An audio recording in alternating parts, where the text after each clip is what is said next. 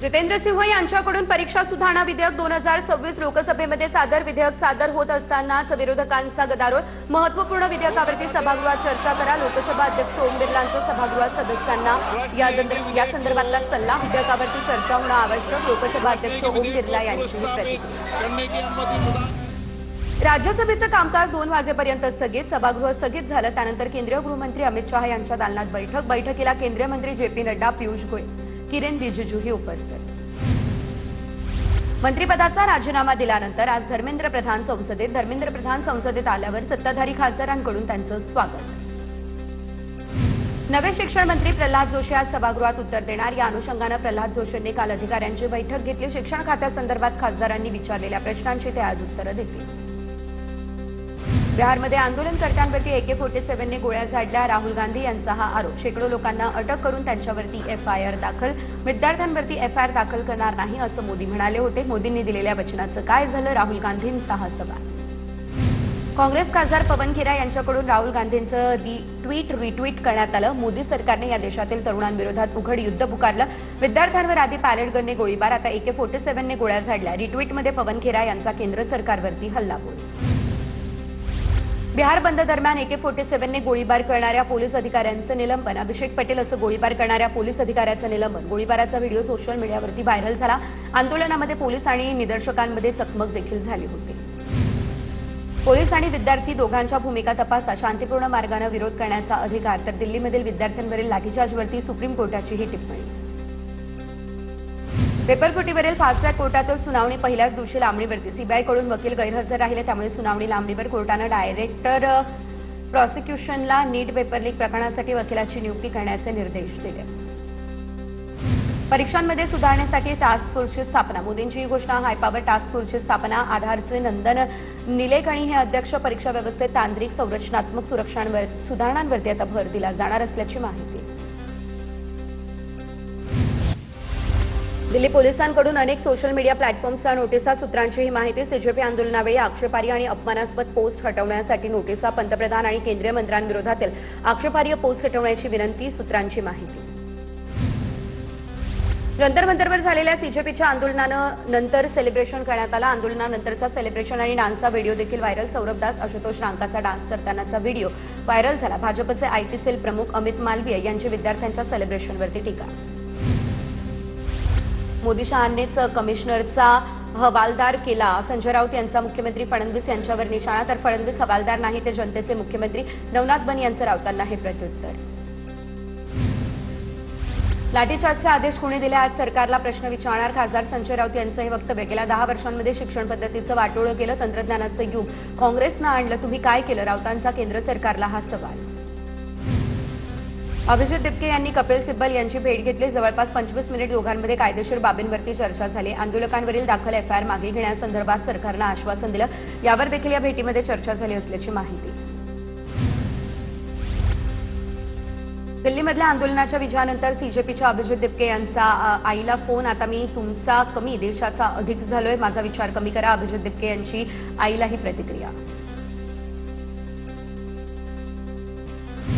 फडणवीसांनी धर्मेंद्र प्रधान यांना केंद्रीय शिक्षण मंत्रिपदाचा राजीनामा देण्यास सांगायला हवं होतं। माजी खासदार इम्तियाज जलील यांची ही प्रतिक्रिया। तर संजय शिरसाट यांना दिपकेंच्या कुटुंबानं घरात घ्यायला नको होतं। भाजप शिवसेना एकच आहे, इम्तियाज जलील यांचा हा आरोप। नीट पेपरफुटी आणि राम मंदिर दानपेटी चोरीमध्ये भाजपचे लोक आहेत। माजी मंत्री महादेव जानकर यांचा भाजपवर आरोप। महाराष्ट्रातून भाजपला हद्दपार करणार महादेव जानकर यांचा हा निर्धार। मोदींच्या मनात शिक्षण मंत्री म्हणून फडणवीसांचं नाव। संजय राऊत यांचं हे वक्तव्य। शिक्षण मंत्री मेरिटवरती करायचं असेल तर मनात फडणवीसांचं नाव। राऊतांची प्रतिक्रिया। कुठे राहायचं ते फडणवीसांच्या हातात नाही, राऊतांचा हा टोला। E20 जनता पार्टी या डिजिटल मोहिमेला सोशल मीडियावरती उदंड असा प्रतिसाद मिळाला। E20 जनता पार्टीचे 24 तासांमध्ये फॉलोअर्सचा आकडा 2 लाखांच्याही पुढे गेला।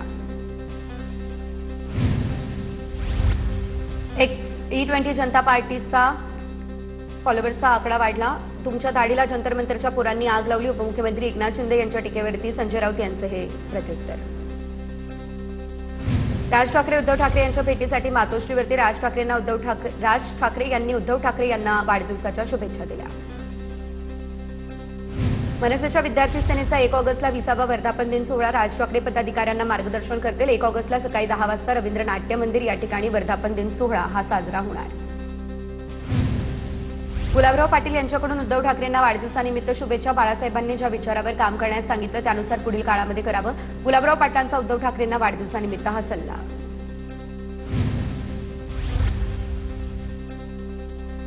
फुटीर खासदार संजय जाधव यांच्याकडून उद्धव ठाकरेंना वाढदिवसाच्या शुभेच्छा। शिंदेच्या शिवसेनेमध्ये गेलेल्या संजय जाधव यांच्याकडून ठाकरेंना वाढदिवसाच्या शुभेच्छा। राजकीय वर्तुळात चर्चांना उधाण। एमपीएससी औषध निरीक्षक भरतीचा पेपर फुटल्याचा आरोप। परीक्षेच्या 2 दिवस आधी पेपर फुटल्याचा आरोप। प्रश्नोत्तर विद्यार्थ्यांना व्हॉट्सअपमधून दिल्याचा आरोप। कठोर कारवाई करा आणि परीक्षा घ्या, तक्रारदार गांगर्डे यांचीही मागणी। एमपीएससीच्या औषध निरीक्षक भरती परीक्षेचा पेपर फुटल्याची तक्रार बनावट। तक्रारीचा ईमेल बनावट अशी माहिती सूत्रांकडून मिळाली।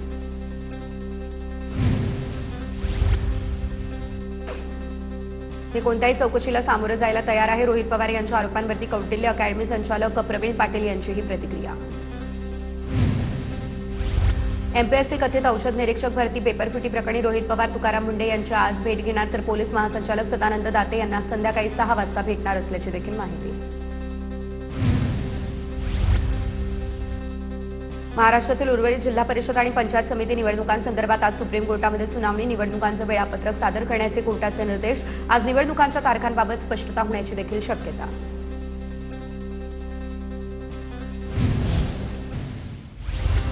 गोकुळ दूध संघाची निवडणूक लढवणार नाही, मंत्री हसन मुश्रीफ यांचं हे स्पष्टीकरण। हसन मुश्रीफ गोकुळ दूध संघाची निवडणूक लढवणार असल्याची चर्चा गेल्या काही दिवसांपासून रंगली। 2028 विधानसभा निवडणूक लढवणार नाही, पैशांशिवाय आज निवडणूक लढवता येत नाही, कर्नाटकचे माजी मुख्यमंत्री सिद्धरामय्या यांचं हे मोठं विधान। अमरावती या ठिकाणच्या मेळघाटातील सेंट्रल किचनच्या कंत्राटदारावरती गुन्हे दाखल करा, काँग्रेसचे खासदार बळवंत वानखेडे यांची या संदर्भात मागणी। मेळघाटातील आदिवासी विद्यार्थ्यांना सेंट्रल किचनच्या माध्यमातून जेवण दिलं। नांदणी मठाच्या परिसरामध्ये उद्या हजारो नागरिक उपोषण करणार। 13 सप्टेंबरच्या आधी माधुरी हत्तीण नांदणी मठामध्ये आली पाहिजे। माधुरी हत्तीणीला परत न पाठवल्यास माजी खासदार राजू शेट्टी यांच्याकडून जनआंदोलनाचा इशारा। खासदार पार्थ पवार यांच्या साखरपुड्याची जय्यत तयारी। पुण्यातील एका पंचतारांकित हॉटेलमध्ये साखरपुड्याचं नियोजन। मुख्यमंत्री फडणवीस, उपमुख्यमंत्री एकनाथ शिंदेंना देखील खास निमंत्रण। खासदार, आमदार आणि मोजक्या माजी आमदारांना साखरपुड्याचं निमंत्रण देण्यात आलं। लातूरच्या साकूर पंचायत समितीमध्ये कोट्यवधींच्या भ्रष्टाचाराचे आरोप। एसआयटी नियुक्त करण्याच्या मागणीसाठी 8व्या दिवशी देखील उपोषण आंदोलन हे सुरू। शेतकऱ्यांना शेततळे, गोठे, विहिरी वितरणामध्ये भ्रष्टाचार झाल्याचा देखील आरोप। जलसंपदा मंत्री राधाकृष्ण विखे पाटील यांच्याकडून आता कराड खुर्शी बंधाऱ्याची पाहणी करण्यात आली। मार्च 2027 पर्यंत बंधारा पूर्ण करणार असल्याची देखील माहिती मिळाली। किरकोळ बाजारामध्ये साखरेचे दर 50 ते 52 रुपये प्रति किलोवरती पोहोचले। केंद्राकडून जुलै महिन्यासाठी आता साखरेचा अपुरा कोटा जाहीर झाला, त्यामुळे महिनाभरात दरात 600 रुपयांची वाढ। ऊसाचं उत्पादन घटण्याची शक्यता, त्यामुळे व्यापाऱ्यांकडून साखरेची मोठ्या प्रमाणात खरेदी।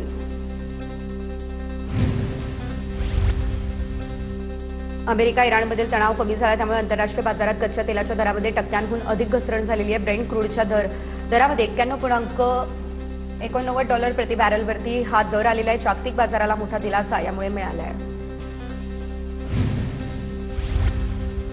रायगड, रत्नागिरी, सिंधुदुर्गसह पुण्यामध्ये आज मुसळधार पाऊस, तर दुसरीकडे मुंबईसह विदर्भातील सर्व जिल्ह्यांना पावसाचा येलो अलर्ट। मुंबईमधील दादर, सायनसह अनेक भागामध्ये रिमझिम पाऊस। आज दिवसभरात जोरदार पावसाची शक्यता। मुंबईकरांनी आवश्यक ती सर्व सावधगिरी बाळगावी, प्रशासनाचं हे आवाहन। साताराच्या महाबळेश्वर परिसरामध्ये मुसळधार पाऊस सुरू। आतापर्यंत तब्बल 140.14 इंच पावसाची नोंद झाली। गेल्या 10 ते 12 दिवसांपासून सुरू असलेल्या पावसाच्या संततधारमुळे वेण्णा लेक ओव्हरफ्लो झाली। सांगलीमधील वारणा धरणाचा पाणी साठा हा 82% पोहोचला। धरणामध्ये 8,126 क्युसेक पाण्याची आवक। विद्युत गृहातून 1,400 क्युसेकचा नदीपात्रामध्ये पाण्याचा विसर्ग। कोल्हापूर जिल्ह्यामध्ये काही दिवसांच्या पावसामुळे धरणाच्या पाणीसाठ्यामध्ये वाढ। राधानगरी धरण 90%, तर काळमवाडी धरण हे 54% भरलं असल्याची माहिती। रत्नागिरी जिल्ह्यासाठी आज पावसाचा ऑरेंज अलर्ट देण्यात आला आहे। अरबी समुद्रातील मान्सूनच्या वाऱ्याच्या प्रभावामुळे पावसाचा जोर वाढण्याची शक्यता आहे। जिल्ह्यामध्ये पावसाचा जोर कायम असून जिल्ह्यातील सर्वच नद्यांची पातळी ही स्थिर असल्याची माहिती मिळते आहे। सोलापूरमधील माढ्यामध्ये पावसाच्या हजेरीमुळे वातावरणामध्ये गारवा निर्माण झालाय, मात्र शेतकऱ्यांना जोरदार पावसाची सध्या प्रतीक्षा आहे। जगप्रसिद्ध वेरूळ लेणीतील सीतान्हाणी धबधबा प्रवाहित झाला. ऐतिहासिक सीतान्हाणी धबधबा पहिल्यांदाच प्रवाहित झालेला आहे. धबधब्याचं मनमोहक दृश्य बघण्यासाठी पर्यटकांनी मोठ्या प्रमाणात या ठिकाणी गर्दी केली आहे. नाशिक जिल्ह्यातल्या धरणांच्या पाणलोट क्षेत्रामध्ये संततधार पाऊस सुरू आहे. पावसामुळे जिल्ह्यातील 13 ते 14 धरणांमधून विसर्ग सुरू आहे. गंगापूर धरणातून 13,250 तर नांदूर मध्यमेश्वर धरणातून 43,000 क्युसेकने पाण्याचा विसर्ग सध्या सुरू आहे. जुलैच्या उत्तरार्धात झालेल्या दमदार पावसामुळे बारवी धरणातील पाणीसाठा 73% पुढे गेलेला आहे, तर अवघ्या आठवड्यामध्ये 20% वाढ झालेली आहे. ठाणे जिल्ह्यावरील पाणी टंचाईचे संकट कमी झाले. उल्हास नदीच्या पाणी पातळीमध्ये वाढ झाली आहे. छोट्या पुलाच्या अरुंद बांधकामामुळे 60 हेक्टर शेती पाण्याखाली गेल्याचा प्रकार घडलाय. भंडाऱ्याच्या तुमसरमधील पिंपरा आणि साखळी गावातील हा प्रकार आहे. 3 वर्षांपासून तक्रारींकडे प्रशासनाचं दुर्लक्ष असल्याचा आरोप आहे. पुरेसा पाऊस न पडल्यानं राज्यातील धरणांमध्ये केवळ 57% पाणीसाठा आहे. नागपूर विभागातील बावनथडी प्रकल्पामध्ये 22% तर गोसे खुर्दमध्ये 61% इतका पाणीसाठा शिल्लक आहे. लातूर शहरातील पाणी पुरवठ्याचं वेळापत्रक कोलमडलं. विद्युत पुरवठ्यामध्ये बिघाड झाला, त्यामुळे पाणी पुरवठा कोलमडल्याचं बोललं जात आहे. तर सध्या 5 ते 6 दिवसांपासून एकदा पाणी पुरवठा केला जातोय. नंदुरबार जिल्ह्यामध्ये 1.5 महिन्यानंतर पेरणीयोग्य पाऊस झालाय, त्यामुळे शेतकऱ्यांना दिलासा मिळतो. 150 मिमी पावसाची नोंद झाली आहे. उर्वरित 1,07,000 हेक्टर क्षेत्रावरती खरीप पेरण्यांना आता वेग येण्याची देखील शक्यता आहे. जळगाव जिल्ह्यामध्ये पुण्यश्लोक अहिल्यादेवी होळकर शेतकरी कर्जमुक्ती योजनेमध्ये 54,896 शेतकरी पात्र आहे. लाभासाठी ॲग्रिस्टॅट फॉर्मर आयडी, केवायसी आणि आधार प्रमाणीकरण पूर्ण करणं देखील आवश्यक असणार आहे.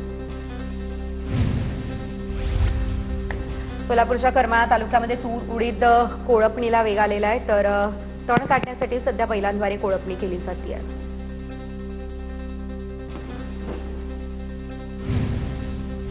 गणेशोत्सव अवघ्या काही दिवसांवरती आलाय आणि असं असताना रायगडमधील इंदापूर माणगाव बायपासचं काम अपूर्ण आहे. मुंबई गोवा महामार्गावरती यंदाही कोकणवासियांना त्रासाला सामोरं जावं लागणार आहे. मुंबई गोवा महामार्गावरील कोलेटी या परिसरामध्ये खड्ड्यांचं साम्राज्य निर्माण झालंय. खड्ड्यामध्ये पाणी साचलंय, त्यामुळे वाहन चालकांना खड्ड्यांचा अंदाज येत नाही. अपघाताचा धोका वाढलाय. वरवरच्या डागडुजीवरती वाहन चालकांनी संताप देखील व्यक्त केलेला आहे. पुण्याच्या मुळशी तालुक्यातील पिरंगोटीमध्ये मध्यरात्री भरधाव रिक्षाची आणि अज्ञात टेम्पोची धडक बघायला मिळाली. अपघातानंतर टेम्पो चालक फरार झाला. सुदैवाने रिक्षा चालक आणि प्रवासी सुरक्षित असल्याची माहिती मिळते. पुण्यात स्टेशन परिसरामध्ये साधू वासवानी या चौकामध्ये खड्ड्याचं साम्राज्य आहे. खड्डे पडल्याने अपघात होण्याची देखील शक्यता आहे. महापालिका प्रशासनाचं मात्र याकडे दुर्लक्ष असल्याचं पाहायला मिळत आहे. भंडाऱ्याच्या लाखणीमधील सालेभाटा परसोडी या रस्त्याची दुरावस्था, खड्ड्यांमुळे तुमसर पालांदूर बससेवा ठप्प झाली आहे. 20हून अधिक गावांचा संपर्क हा धोक्यात आलेला आहे. पुण्याच्या भोर शिरवळ या मार्गावरील उतरोली ते रामबाग दरम्यानच्या रस्त्याची प्रचंड दुरावस्था झालेली आहे. चिखल आणि ठिकठिकाणी मोठमोठे खड्डे पडले आणि त्यामुळे रस्त्याची चाळण झाली. वाहन चालकांना मोठा मनस्ताप सहन करावा लागतोय. प्रशासनाचं मात्र याकडे दुर्लक्ष असल्याचं पाहायला मिळत आहे. अहिल्यानगर कल्याण महामार्गावरील अवजड वाहतूक तात्पुरती बंद करण्यात आली. माळशेज घाटातील करंजाळे गावाजवळ रस्ता खचला, त्यामुळे वाहतुकीचा प्रश्न निर्माण झालाय. वाहन चालकांना पर्यायी मार्गांचा वापर करण्याचं आवाहन देखील केलं जात आहे. नाशिक शहरातल्या रस्त्यांची दयनीय अवस्था झाली आहे. शहरातील एकूण 2,500 किलोमीटर रस्त्यांपैकी तब्बल 1,230 किलोमीटर रस्त्यांवरती विविध कामांसाठी खोदकाम सुरू असल्याचं बघायला मिळतं. त्यामुळे शहरातील 25 प्रमुख रस्त्यांवरील वाहतुकीवरती परिणाम झाला आहे. जळगाव शहरामध्ये आर विद्यालयाजवळ लिंबाचं झाड रस्त्यावरती कोसळलं. रस्त्यावरती वर्दळ नसल्यानं मोठी दुर्घटना टळलेली आहे. अग्निशमन दलाच्या जवानांकडून झाड कापून रस्ता आता वाहतुकीसाठी खुला मात्र करण्यात आलेला आहे. छत्रपती संभाजीनगरच्या वैजापूरमध्ये अंगणवाडीच्या छताचा काही भाग कोसळला आणि त्या दिवशी अंगणवाडीला सुट्टी असल्यानं मोठी दुर्घटना टळली. 2016-17 मध्ये बांधलेल्या इमारतीच्या बांधकामावर प्रश्न उपस्थित झालाय. दोषींवरती कठोर कारवाई करण्याची मागणी ग्रामस्थांकडून सध्या केली जाते. नाशिकमधल्या MIDC बायपासवरती भीषण अपघात घडलेला. ही घटना सीसीटीव्ही कॅमेऱ्यामध्ये देखील कैद झालेली आहे. महामार्गावरील सुरक्षेचा आणि वाहनांच्या वेगाचा प्रश्न त्यामुळे ऐरणीवर आलेला आहे.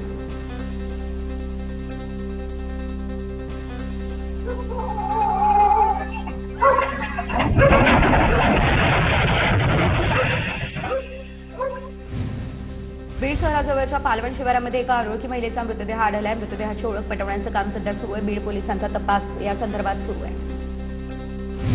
अहिल्यानगरच्या कर्जतमध्ये विद्यार्थिनीनं आपलं आयुष्य संपवलंय. नीट परीक्षेमध्ये कमी गुण आले, त्यामुळे विद्यार्थिनीनं आयुष्य संपवलं. कुटुंबियांनी ही माहिती दिली. अंकिता सागेला नीट परीक्षेमध्ये 166 गुण मिळाले होते. बुलढाण्याच्या जळगाव सामोद पंचायत समितीमधील विस्तार अधिकारी अखेर निलंबित झालेले आहेत. ठेकेदाराकडून लाच घेताना संदीप मोरे यांना अटक झालेली. बुलढाण्याच्या गजानन महाराज मंदिरामध्ये चांदीचं छत्र चोरण्याचा प्रयत्न फसलेला आहे. पिंपळगाव काळे ग्रामस्थांच्या सतर्कतेमुळे या ठिकाणी चोर रंगेहात पकडला गेला आहे.